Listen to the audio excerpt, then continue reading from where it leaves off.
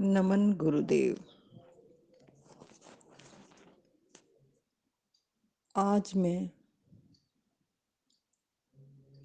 एक विशेष सत्संग देने जा रही हूँ। सतगुरु अंदर प्रकट हुए, तब मैंने जाना कि मेरी तो कोई क्षमता नहीं थी कि मैं कुछ कह पाऊँ। अंतर यात्रा शुरू हुई। स्वयं का पता लगा, मैं कौन हूँ, कहाँ से आई हूँ और कहाँ मुझे जाना है।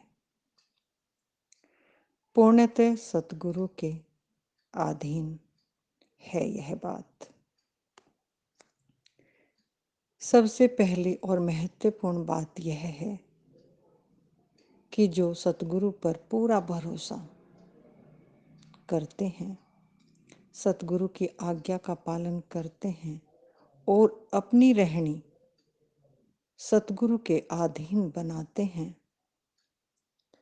अपनी मन बुद्धि का इस्तेमाल नहीं करते और सतगुरु के वचनों का पूरी तरह से पालन करते हैं, तो वह धीरे धीरे उस द्वार तक पहुंच जाते हैं जहां से अंतर यात्रा शुरू होती है।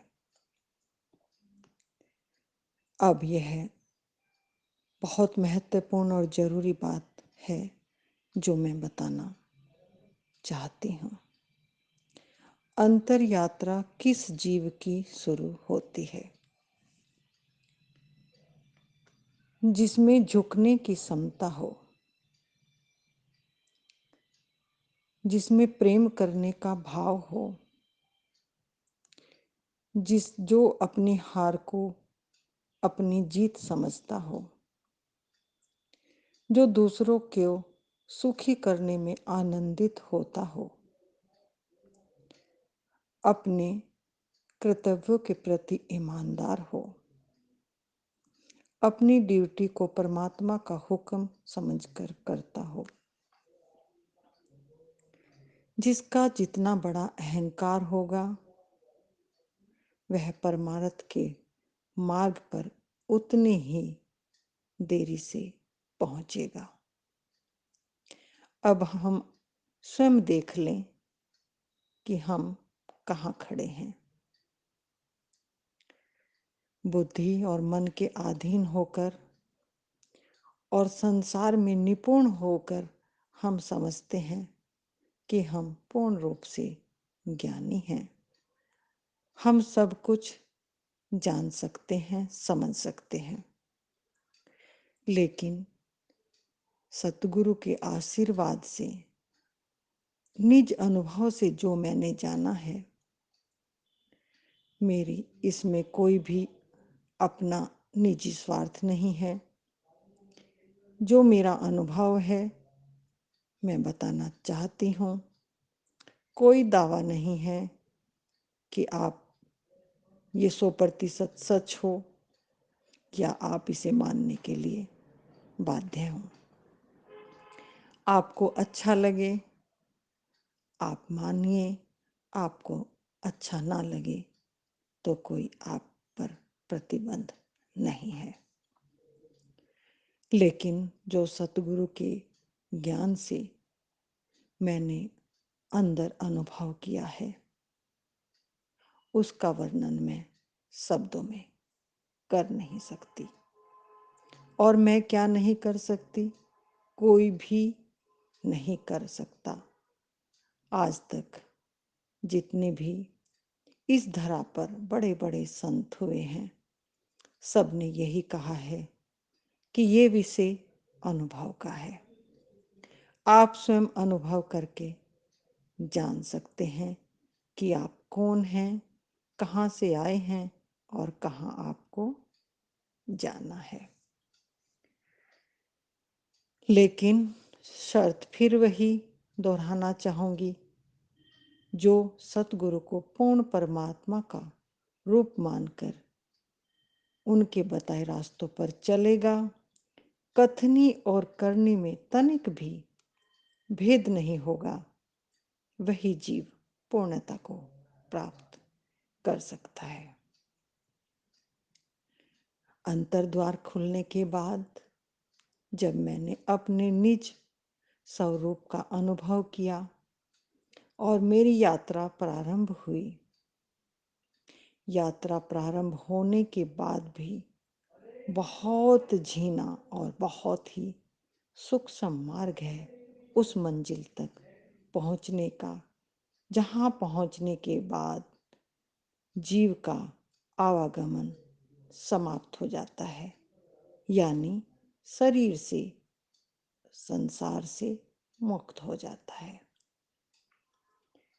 इस पूर्ण ज्ञान का मिलना महादुर्लभ है और उससे भी दुर्लभ है सतगुरु की बात को समझना, और उससे भी कठिन है उस पर चलना।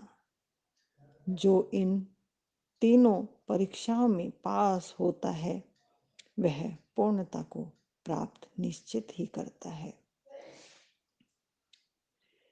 सतगुरु इतना विराट और इतना शक्तिशाली है कि जब हमारे अंदर हमारी सोई चेतना यानी पूर्ण परमात्मा साक्षात प्रकट होकर हमारे सब कृत्यों में शामिल होता है, तो फिर इस धरा की कोई भी ताकत ऐसी नहीं है कि उस जीव का उद्धार ना हो।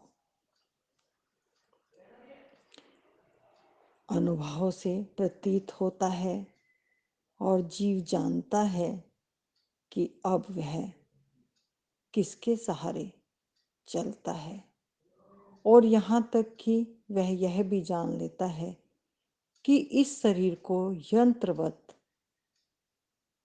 पूर्ण पुरुष परमात्मा कैसे चला रहा है, और इस धरा पर सतगुरु ही परमात्मा का साक्षात स्वरूप है, क्योंकि उन्होंने अपनी अंतर यात्रा के द्वारा उस पूर्णता को प्राप्त किया है।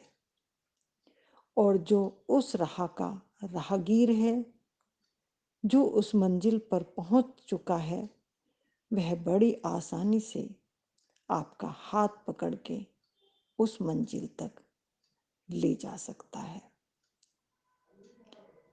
जो जीव सतगुरु पर पूर्ण विश्वास करके और सतगुरु की बात का पूरा पालन करता है और उनके बताए विधि नियमों के अनुसार बैठता है, उसका द्वार एक ना एक दिन अवश्य ही खुलता है। कई साधक बहुत जल्दी में हैं और यह सोचते हैं कि सतगुरु के बताए रास्ते पर अब चल भी रहा हूँ, उनकी पूर्ण रूप से बात मान भी रहा हूँ, लेकिन फिर भी कोई अंतर घटना नहीं घट रही है। आप यह समझ लीजिए कि सतगुरु ने पूरा आशीर्वाद, अपनी पूरी शक्ति आपको वरदान रूप में भेज दी है, लेकिन हमारी पात्रता अभी उसको ग्रहण करने की नहीं है, क्योंकि हम अपनी मन बुद्धि से इतनी विराट और इतनी अनमोल, जो कि पूरे ब्रह्मांड में, पूरी सृष्टि में उसका मुकाबला किया नहीं जा सकता, बहुत जल्दबाजी में हम ग्रहण करना चाहते हैं। और जब तक हमारा पात्र बिल्कुल स्वच्छ, निर्मल, शुद्ध नहीं होगा, तो वह वस्तु उसमें डाली नहीं जा सकती और डल भी नहीं सकती। जिस प्रकार उदाहरण देकर समझाऊंगी। हम किसी बर्तन में दूध लेते हैं। अगर बर्तन थोड़ा भी गंदा हो, थोड़ा भी उसमें कुछ गंदगी लगी हुई हो, तो दूध उसमें डालते ही खराब होगा और गर्म करते ही वह फट जाएगा। और जब फट जाएगा तो वह दूध किसी काम का नहीं रहेगा, यानी वह अपना स्वरूप खो देगा। ठीक इसी प्रकार यदि हमारी पात्रता नहीं है और वो अनमोल हीरा आपके पात्र में डाल भी दिया जाए, तो आप उसका क्या करोगे? ये तो ऐसे ही होगा जैसे पहली क्लास के बच्चे को 10th क्लास की बुक पकड़ा दी जाए और वह उनको देख देख कर और बोझिल हो जाएगा, वो उनको पढ़ नहीं सकता। ठीक इसी प्रकार नाम रतन धन आज तक जिसको भी मिला है, पूर्ण पवित्रता, पूर्ण ईमानदारी के साथ ही उस नाम की प्राप्ति हुई है। नाम मिलने के बाद धीरे धीरे धीरे धीरे जीव का विकास होने लगता है।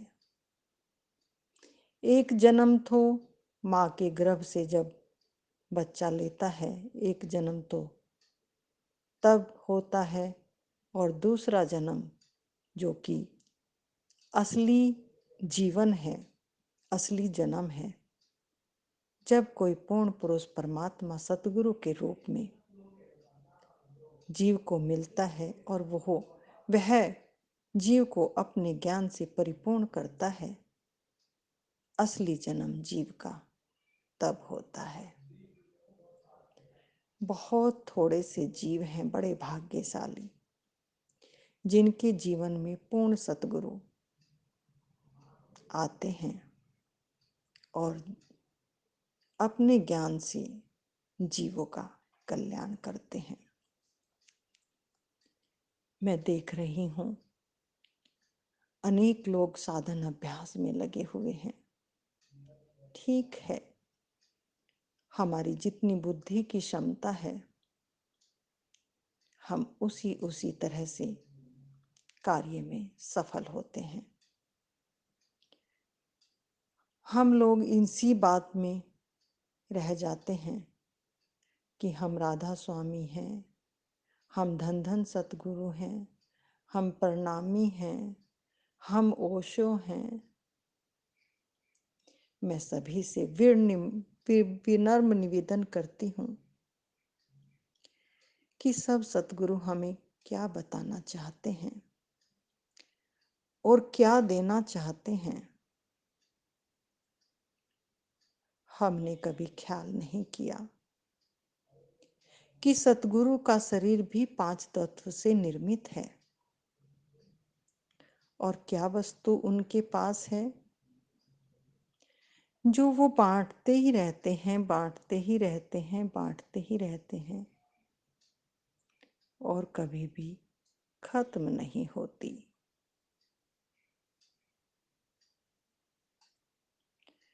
उस वस्तु को लेने की कभी क्या हमने कोशिश की? क्या चाहा कि वो खजाना हमें भी मिल जाए और हम भी सुखी हो जाएं और दूसरों को भी सुख प्रदान करें? सतगुरु के आशीर्वाद, उनकी करुणा, उनकी दया से मैंने निज अनुभव किया है और मैंने अपने जीवन को जाना है।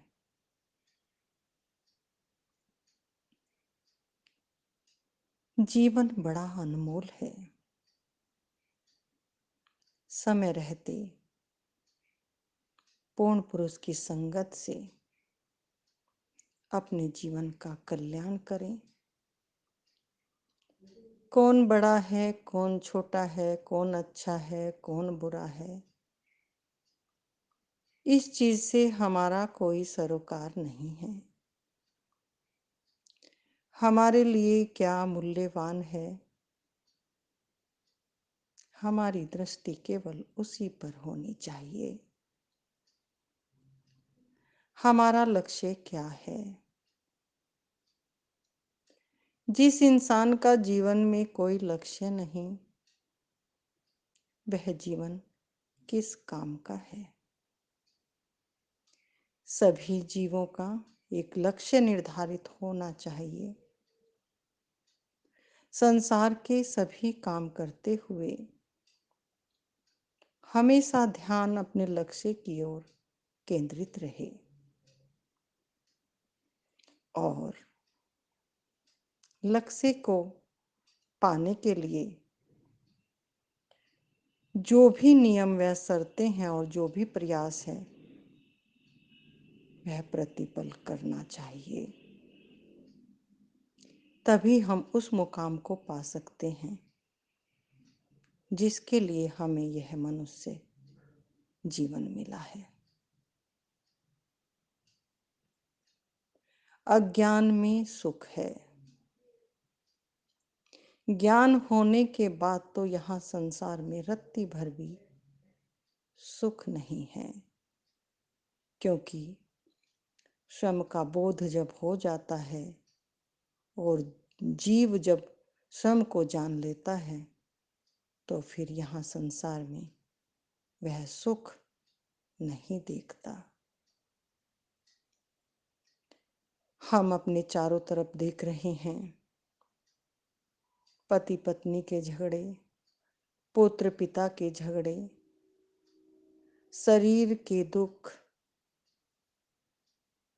पैसे की तंगी, अनेकों कष्ट यहाँ हैं। और मनुष्य का स्वभाव है,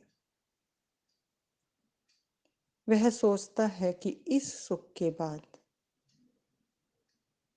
अगला सुख मिलेगा, इस सुख के बाद अगला, इस सुख के बाद अगला, और सुख ढूंढते ढूंढते उसकी जीवन यात्रा ही खत्म हो जाती है और उसको सुख कभी नहीं मिलता। जिस प्रकार भोजन के बिना भूख मिट नहीं सकती, ठीक इसी प्रकार जब तक हम स्वयं को जान ना लें, पहचान ना लें, हमें इस संसार में सुख मिल नहीं सकता। तो समय रहते हुए पूर्ण पुरुष सतगुरु की शरण लें, उनके दिशा निर्देशों का पालन करें और अपने जीवन का कल्याण करें। इन्हीं शब्दों के साथ सबके भीतर बैठे उस पूर्ण पुरुष परमात्मा सतगुरु को नमन करती हूँ और अपने सतगुरु को कोटि कोटि नमन करती हूँ, जिन्होंने मेरा मार्गदर्शन कर मुझे अपनी मंजिल तक पहुंचाने का रास्ता दिखाया। इन्हीं शब्दों के साथ अपनी वाणी को विराम देते हुए सबको सत सत नमन करती हूँ। श्री सतनाम वाहेगुरु जी।